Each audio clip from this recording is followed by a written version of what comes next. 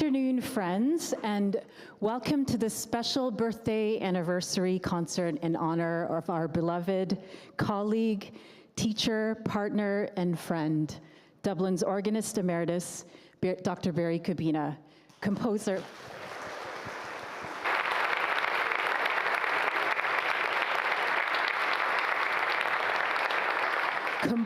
of fine music, questionable author of limericks.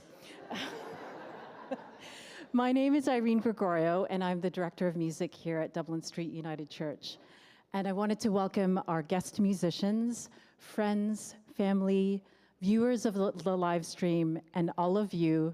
And I'd like to thank our amazing and dedicated chancel and handbell choirs for their gifts of music today.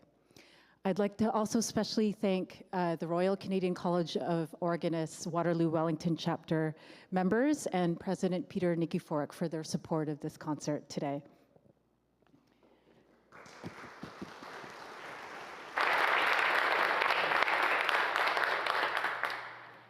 As we honor Orange Shirt Weekend, we would like to take a moment to acknowledge that Dublin Street United Church resides on the treaty lands and territories of the Mississaugas of the Credit.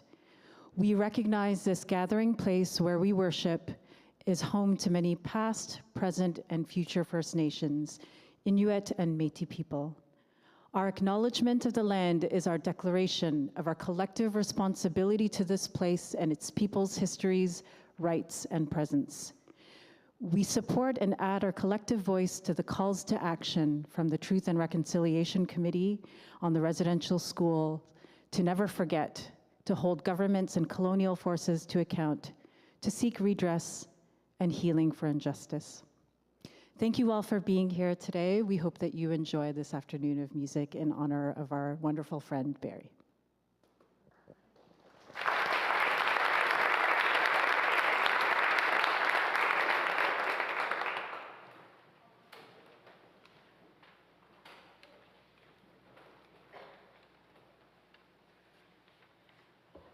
I apologize for my Rolls Royce. No, I'm wired, as you might say. It doesn't have an engine, but I'm told it has intergalactic capability. So look out. I feel I should explain a few things.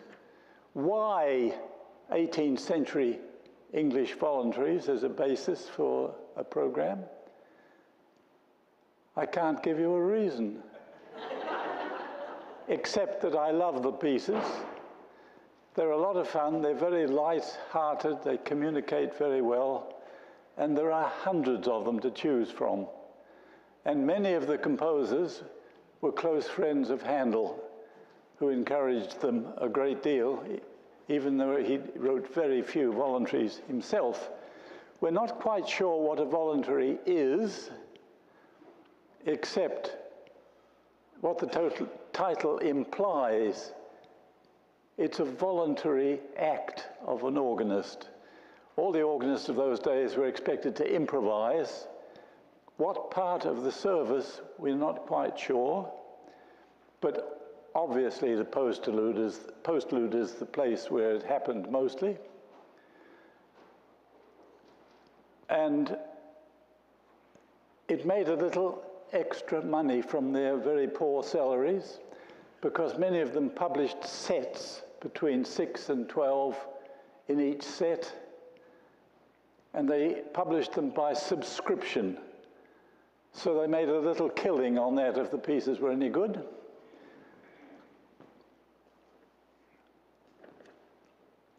They were probably postludes, as I say, but although there's some suggestion that it might have been used after the psalm. I haven't the faintest idea why or how that would work, but let's assume that they are postludes like they are today. And there's a lovely story which I think could be apocryphal, but it may be real. Handel and his friend William Boyce were at St. Paul's Cathedral one Sunday morning for Matins to hear a new anthem by Maurice Green, a friend of them both. And after the anthem was over, they beat a hasty retreat, ran down Ludgate Hill, along Fleet Street, till they got to the Temple Church. If you can picture it, I think it's a wonderful sight. These two very portly men with their powdered wigs rushing along Fleet Street. Anyway, they wanted to get to Temple Church in time to hear the blind organist John Stanley improvise a postlude, which he, of course, was famous for. The form is almost universally two parts, a slow, usually quiet introduction, and then a fast section. Sometimes there were more than two sections, but mostly there was two. And the second section would show off a favored stop of the organ, like the trumpet, or the cornet, or the crumhorn, or the full organ, or the diapason, whatever took your fancy. And so you'll hear three examples of that today, and they'll come in the program without further announcement. I would like to say one further thing before we start. Gus Sinclair does exist. He's not a fiction.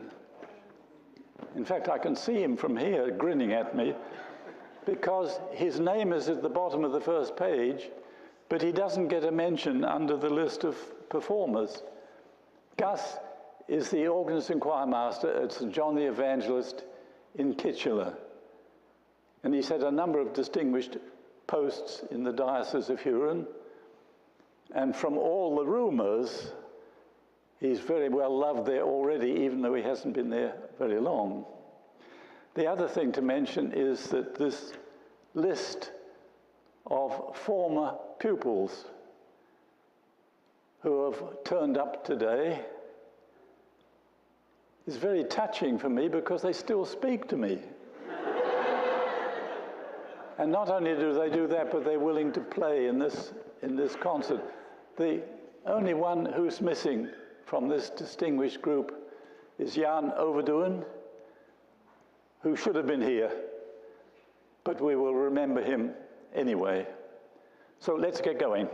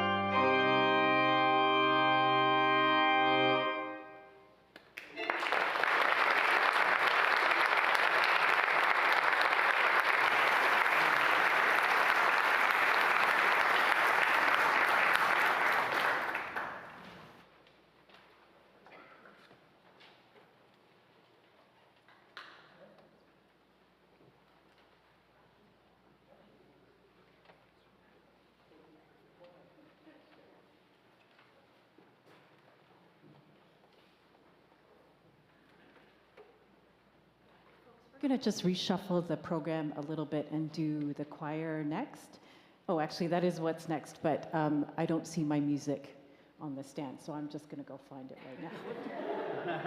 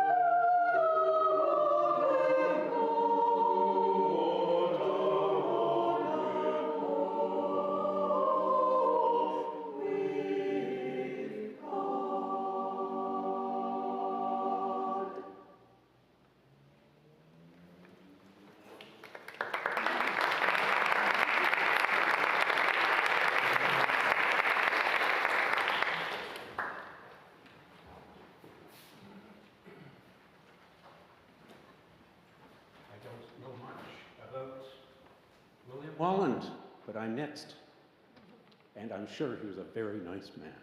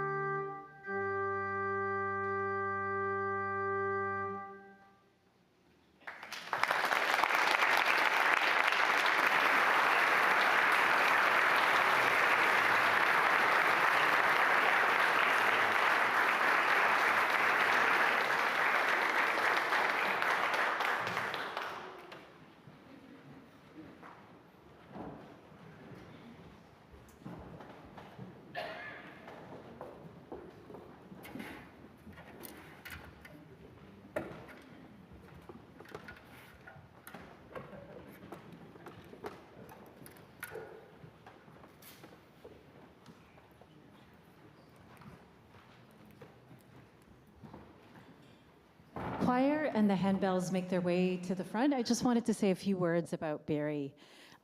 As a young adult, I was lucky enough to attend here, and I was always in awe and admiration of the music program here under his direction. The choir, the organ was such a source of inspiration for me. Fast forward to 2017, in the summer, I had asked Barrie for a quick lesson on some registration and some hymn playing, and he had mentioned to me that there was an opening here for the job, and he said, the deadline's next week, you should apply. And so I did, and lo and behold, now here we are. Within the first week of my job here, we experienced the death of one of our beloved choir members, Harmon Blom. And Barrie responded in kind with an anthem within a couple of days, which we were able to perform at his funeral. And since then, we've been the blessed recipients of many different types of anthems, handbell pieces, children's music, arrangements. All the while, he's helped me earn my associate diploma in the organ, helping me through some very prickly pieces, always with fascinating stories about composers and amazing insights, a little bit of gossip, and some bad jokes, some reproachful glances, so like articulation choices with Bach in particular. But I am so blessed to have a colleague like him, and I know that not many people have that opportunity to study with somebody. So thank you, Barrie.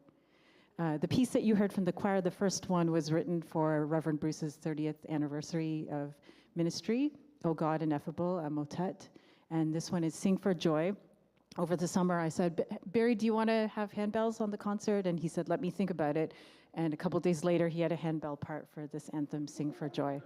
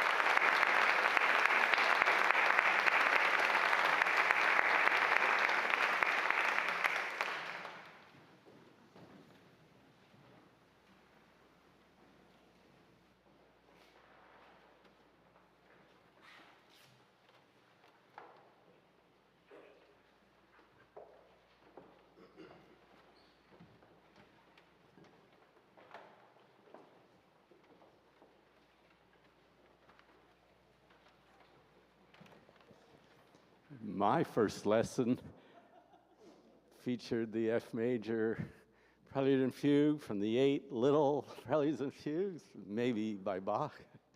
And I chose to register it with the 8-foot Celeste. In my defense, that was the only stop in the organ that didn't start with a clunk when you played it. That was a Hallman organ. And anyway, Barrie pushed it off and said, Bach didn't have that, why do you? And we've only been going uphill ever since. It's good times. In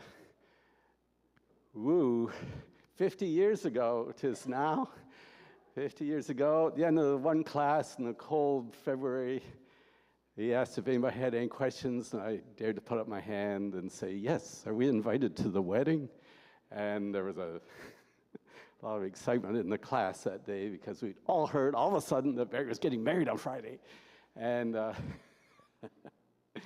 he didn't answer the question, but I went anyway because it was just in the seminary chapel across the road from where I was living, and enjoyed myself. John Ordunas, best man. And the next lesson, Tuesday afternoon, he thanked me very much for showing up and showing some support, I guess. Anyway, so I'm glad I had the nerve to go and enjoy. And there are two kids born by the time I graduated in 1976. So those people have also been a big part of my life in their own ways. So that's also a pleasure for me. John Stanley died in 1786. There are 2 digits missing, so I'll just correct that.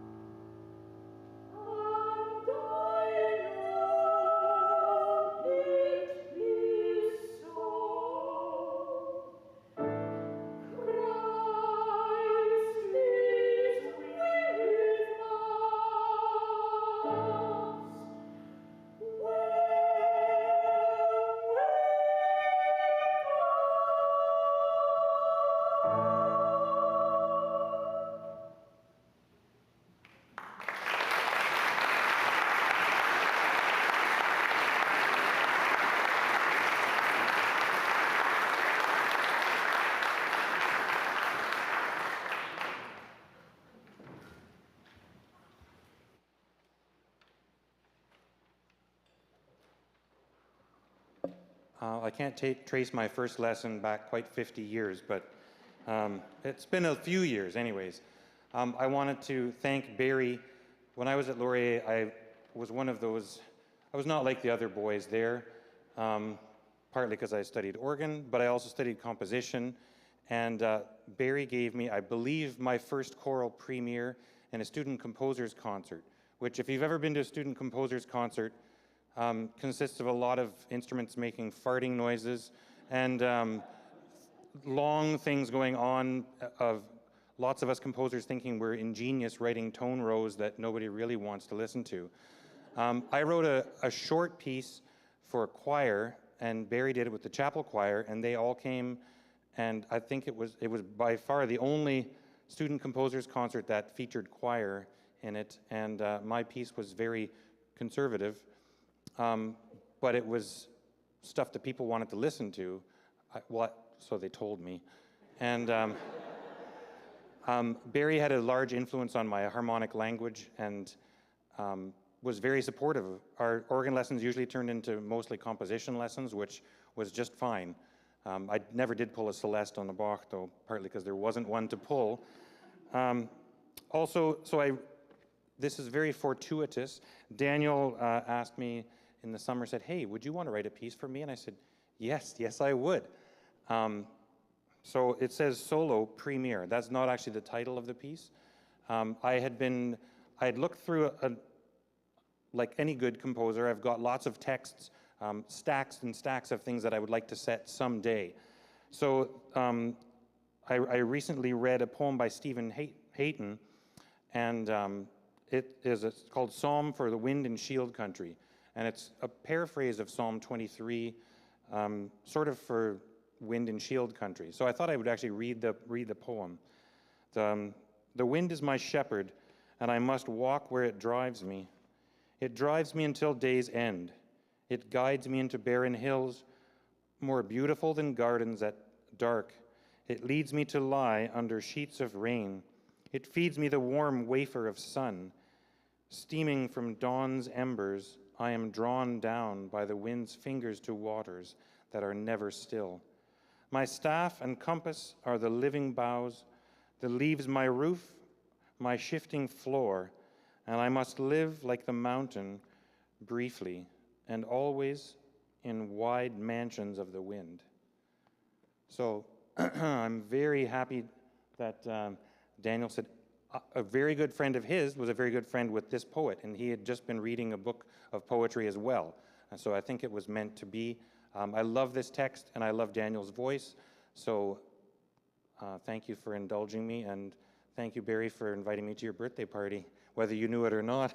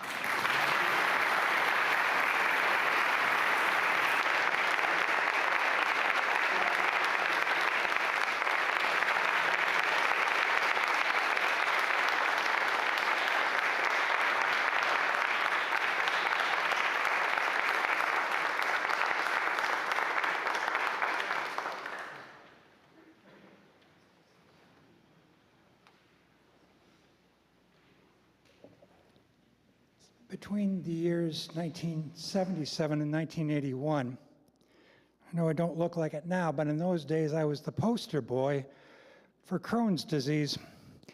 In the fall of 1979, I found myself in the hospital having just had a hemorrhoidectomy and a saucerization of a rectal abscess. Try and practice with that. Well, when you know it, I got a card from the members of the organ class, and in the top left-hand corner, I can still see it, were the words, "You could always practice standing up."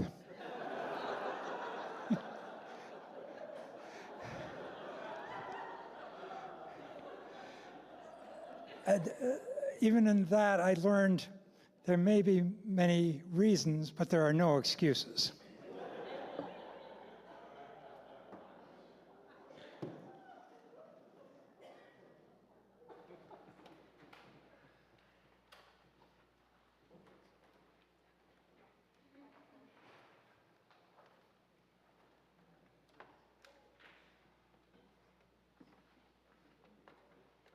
Just so I can put this on it.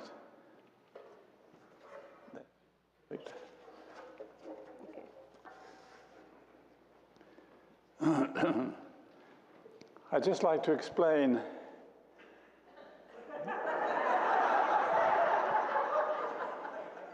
some things I won't try and explain. That the family pictured here is not necessarily my family. It may be yours, but don't tell anybody.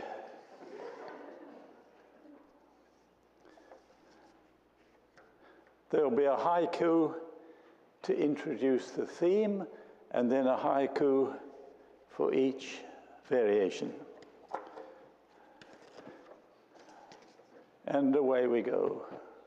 I'll just read the first, then the opening. A family we, of many shapes and sizes, meeting together.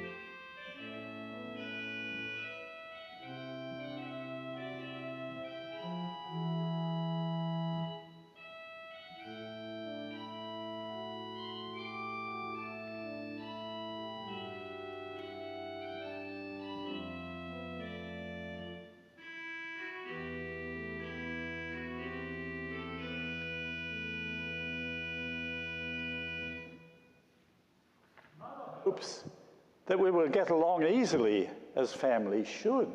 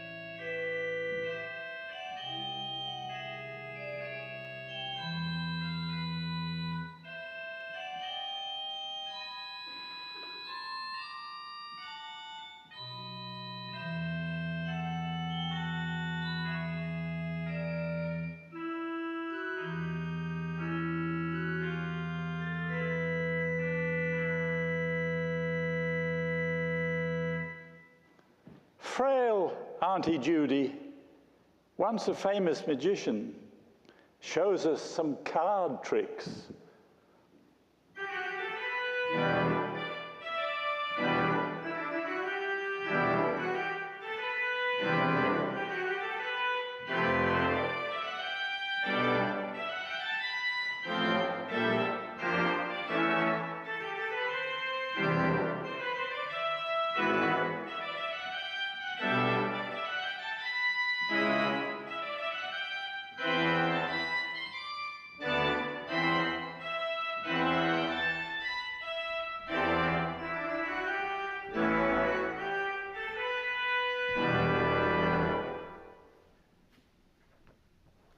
chasing each other, the twins romp in the garden, always in good fun.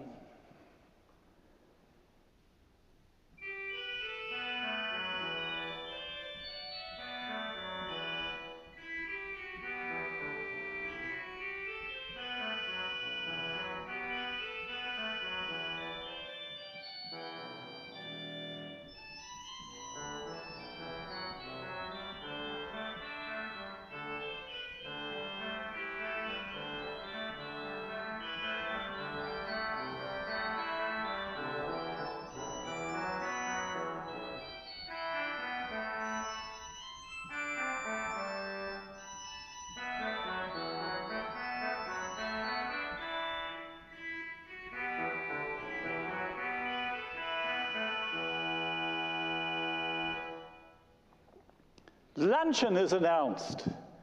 All kinds of food are prepared for the hungry family.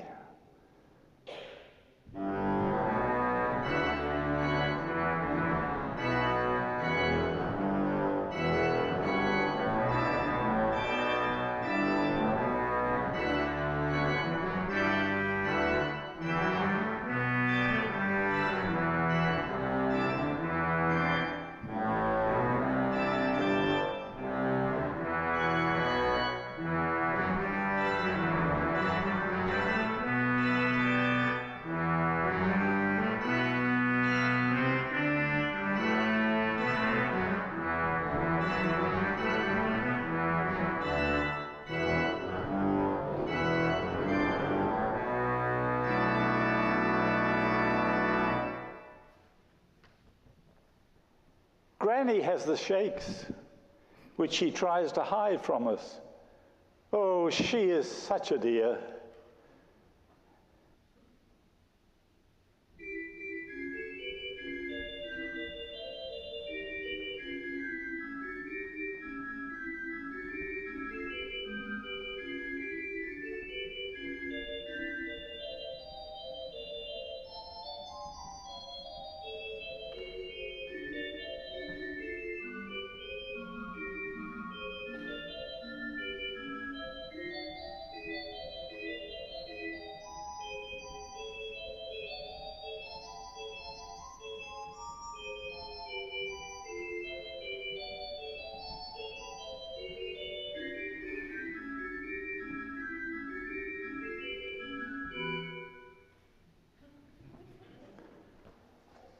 Ancient Auntie May is prone to telling stories of the gloomy sort.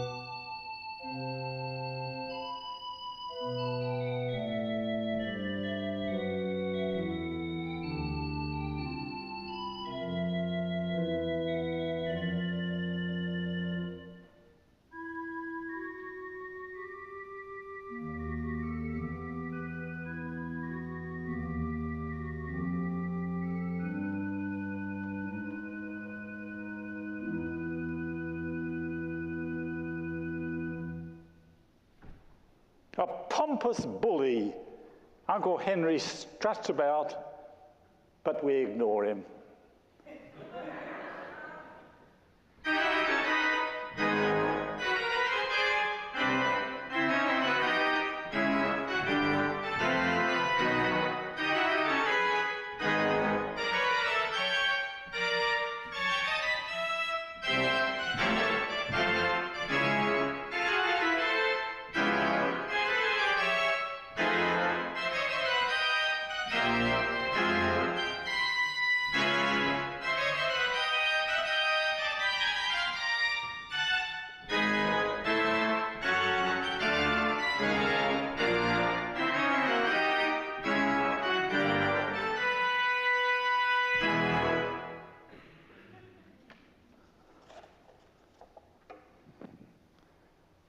Auntie Gwen tries hard not to shut her eyes, her weary eyes, but she falls asleep.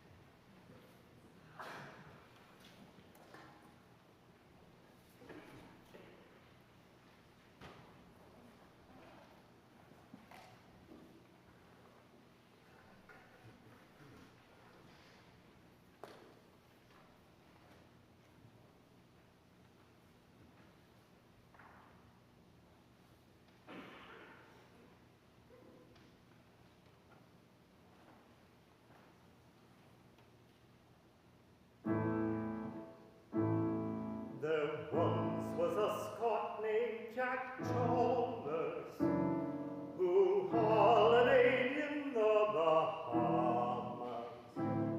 At night he went bare all the time he was there. He forgotten to pack his pajamas.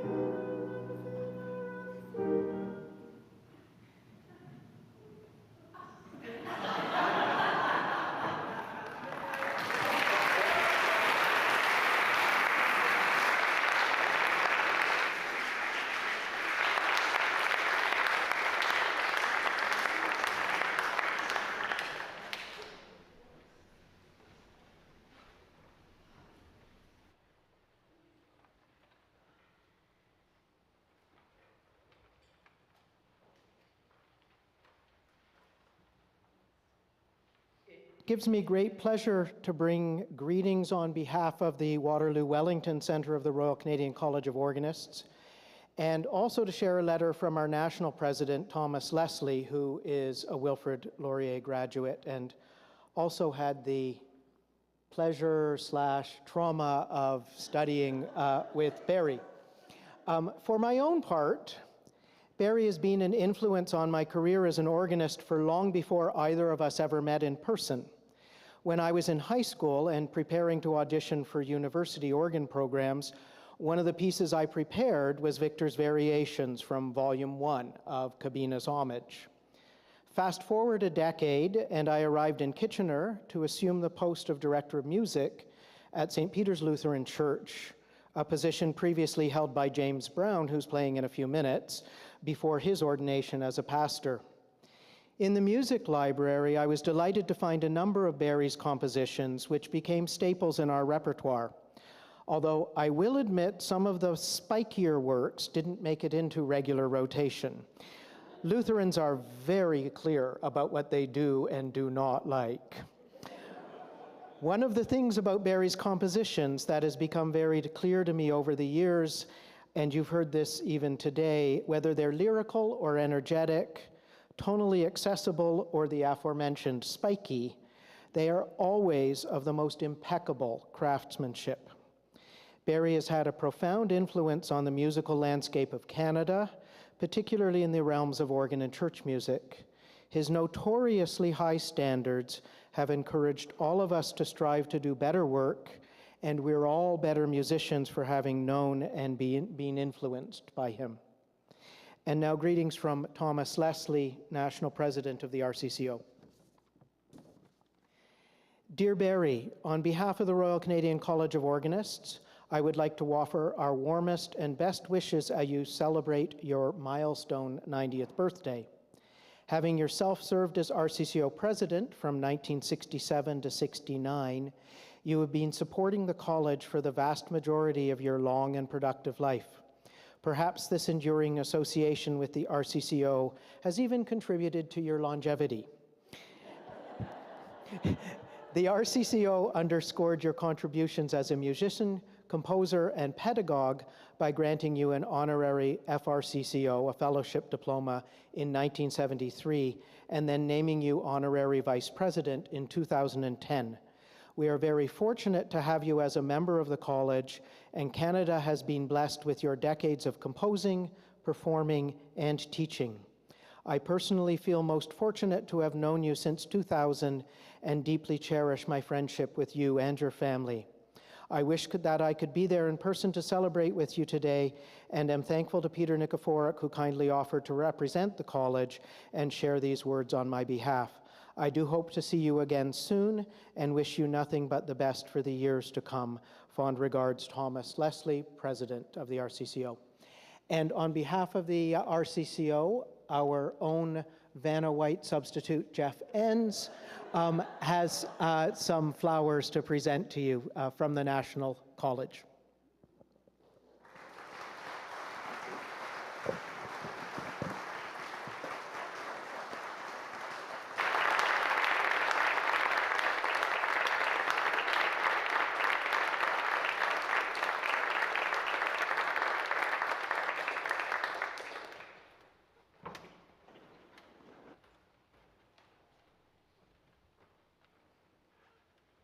Lots of people I should thank for today.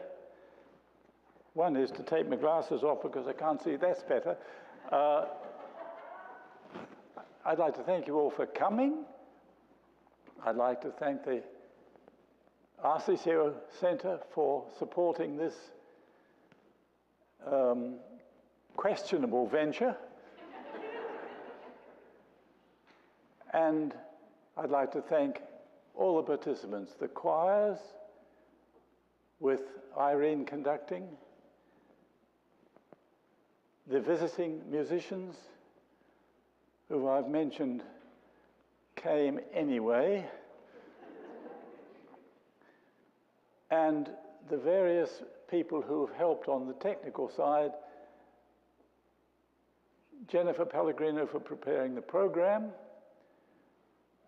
and Kirk and whoever else is hiding behind there for working the sound equipment. And for those who have been busy, at least I assume they've been busy in the basement, I hope you'll all go down and find out very soon. And I'd like to thank the church for allowing this event to take place. And I feel I have to say one more thing before I stop and before James concludes the musical side of things. I'd like to prove that I don't just clown around, but that I'm deeply religious. So I'm going to read one of my religious poems. Now I do need my glasses. This is called a hymn to the Creator. The Almighty, in wisdom and utter delight, created the glorious stars of the night, then gave them a cosmos in which they could dwell, with vast spaces and eons, the physicists tell. Then added the planets like Venus and Mars, as a tiny bright light just to rival the stars. And at last made the earth, which is round like a ball, with its thunders and earthquakes, no trouble at all. Then God gave us mountains and rivers and seas, and a maddening climate, which few people please. And then added companions, some friendly, some not, and a few who would gobble you up on spot. And the fish of the sea and the birds of the air, and the land-lubber creatures that lurk everywhere. God created these beasts, one can only suppose, just to keep humanoids very much on their toes.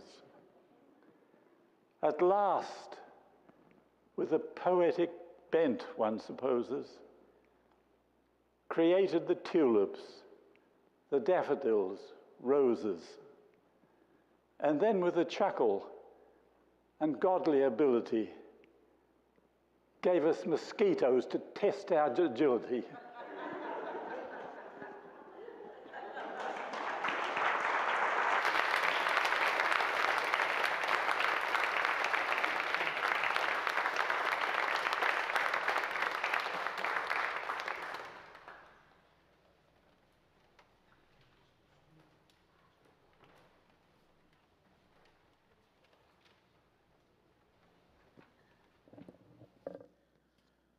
I have never been anything other than grateful to have been Barrie's student from my very first lesson a very long time ago in a city far away. To be Barrie's student, no matter when you begin studying, is to be immersed into a world of musical nurture, guidance, and mentorship, and also challenge, encouragement, impish humor, connections with other musicians, and deep caring. I am, of course, speaking for myself, but I know I also speak for every other student Barrie has taught, many of whom are present here today. And he and Barbara, and he and Sherry have given his students and their partners, spouses, and families the gift of their continuing friendship. What is wonderful, and in my case quite fortunate, is that the gift of Barrie and Sherry's friendship is not conditional on musical accomplishment. Rather, they have embraced us all of us here, and many, many others, as their community of friends, valued and appreciated simply for the love and friendship we can share with one another. United Church minister John Gertrude would observe, the kingdom of heaven looks like this.